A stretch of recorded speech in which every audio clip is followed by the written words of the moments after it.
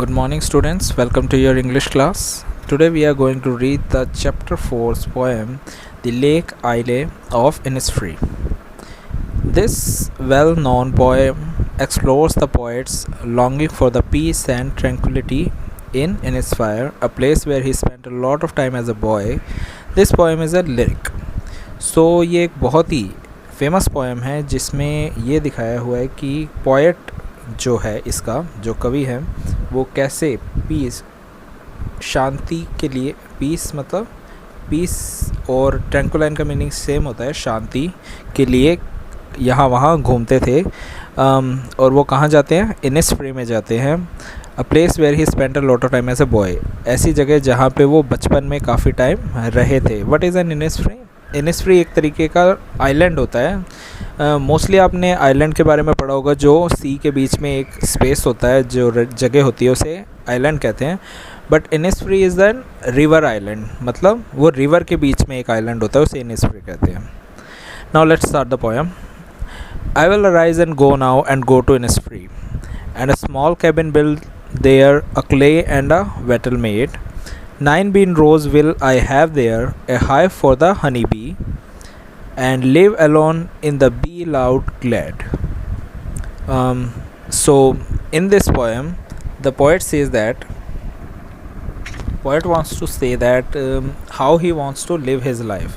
So वो कह रहा है कि मैं जाऊँगा कहाँ पे? इनिसफ्री में, मतलब एक island who is far away from the people. मतलब इनिसफ्री कैसा हुआ? इनिसफ्री मतलब अगर एक आइलैंड है तो ऑब्वियस सी बात है वहाँ पे ज़्यादा लोग नहीं रहेंगे। So he want to live near the nature and build a small cabin building, मतलब एक छोटा सा घर बना जाता है। किससे? क्ले और वेटल मेड। क्ले मतलब मिट्टी से और वेटल मतलब लकड़ियों से। 9 bean row will I have there, मतलब वहाँ पे क्या होगा? जो बीन्स की जो वाइन होती है, कि फलियाँ हम कहते हैं, उनकी जो बेल होती है वो वहाँ होगी। अ हाइव ऑफ हनी बी, मधुमक्खियों के छत्ते भी होंगे।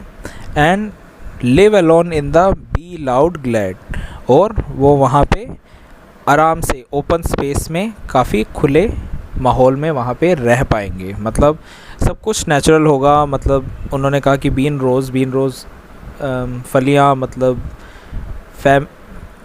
वेजिटेबल्स होंगे, और हनी भी होगी, उनके छत्ते होंगे, और एक ओपन स्पेस होगा जहाँ वो नेचर के पास काफ़ी आराम से रह पाएंगे। And I shall have some peace there, for peace comes dropping slow, dropping from the well of the morning to where the cricket sings. There midnights all a glimmer, and noon a purple glow, and evening full of the linnets swing. So इसमें जो poet है वो कह रहा है कि जब वो उस स्पेस में जो इनिसफ्री है वहाँ जाएगा तो उसे वो वहाँ क्या मिलेगा? पीस मिलेगा। पीस मतलब शांति, मतलब I shall have some peace there, मुझे वहाँ पे थोड़ी शांति मिलेगी। For peace comes dropping slow, और जो पीस है, वो शांति है, वो धीरे धीरे ही आएगी। ठीक है, जो शांति है वो एकदम से नहीं आती है। So he is saying it is dropping slow, जो धीरे धीरे शांति उन्हें मिलेगी वहाँ पे। Dropping from the wheels of the morning to where the cricket सिंग।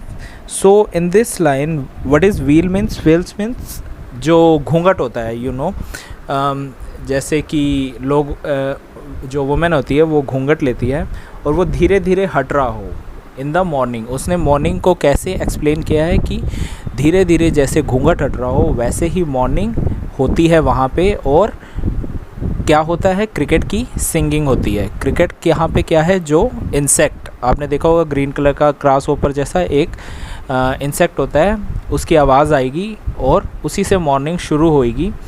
और ये सब कैसा होगा? किसी वेल जैसे, किसी घूंघट की तरह होगा। और ये कैसे होता है एक्चुअल में?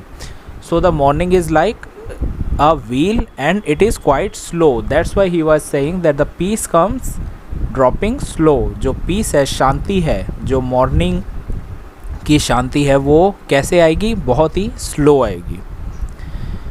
There midnight's all a glimmer and noon a purple glow.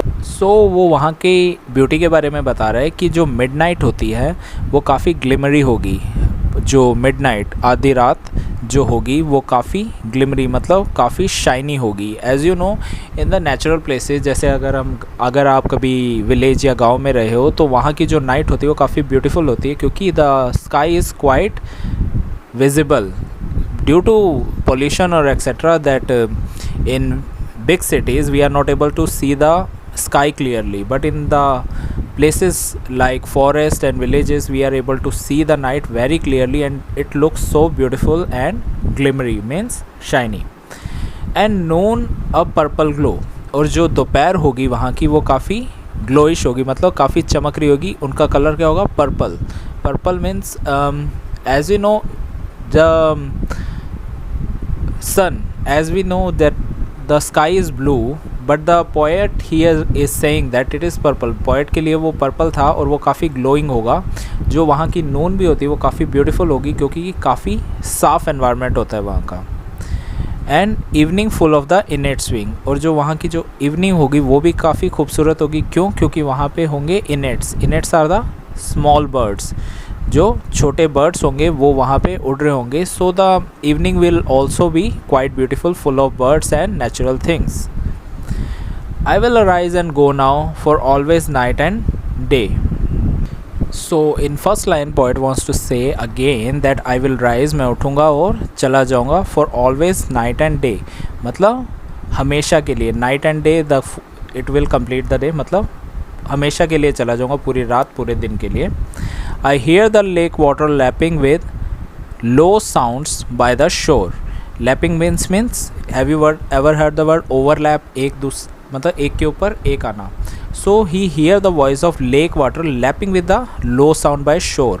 तो वो उस आवाज़ें सुनता था किसकी? जो पानी है, लेक का पानी है वो शोर के ऊपर आते हुए। जो शोर है वो लैंड है, लैंड और वाटर का जो ओवरलैप होता है उस वक्त जो साउंड क्रिएट होती है उसे वो हमेशा सुनता रहता था। While I stand on the roadway, कब सुनता था? जब वो रोडवे पे खड़ा होता था। और ऑन द पेमेंट ग्रे, या पेमेंट क्या होता है? जो चलने के लिए फुटपाथ बनाया होता है, या तो वो रोड या फुटपाथ पे खड़ा होके ये जो लेक की आवाज़ आती थी ओवरलैपिंग की वो उसे हमेशा सुनता रहता था। I hear it in the deep heart's core, वो कहाँ से सुनता था? उसे काफ़ी डीप हार्ट से मतलब अपने दिल के अंदर वो आवाज़ वो सुनता था, मतलब जो साउंड है वो उसके हार्ट को टच कर जाती थी। So I hope you have understand this much of chapter. It was quite interesting because the poet wants to explain the nature and the beauty of the a lake, a island, and how it was attracting him to go there, कि वो वहाँ जाना चाहता था, कि वो एक दिन वहाँ चला जाएगा और वहाँ पे रहना शुरू कर देगा। So I hope you will complete this chapter and question answer and submit to your class teacher and subject teacher. We will start our next chapter in the next session. Thank you and have a nice day.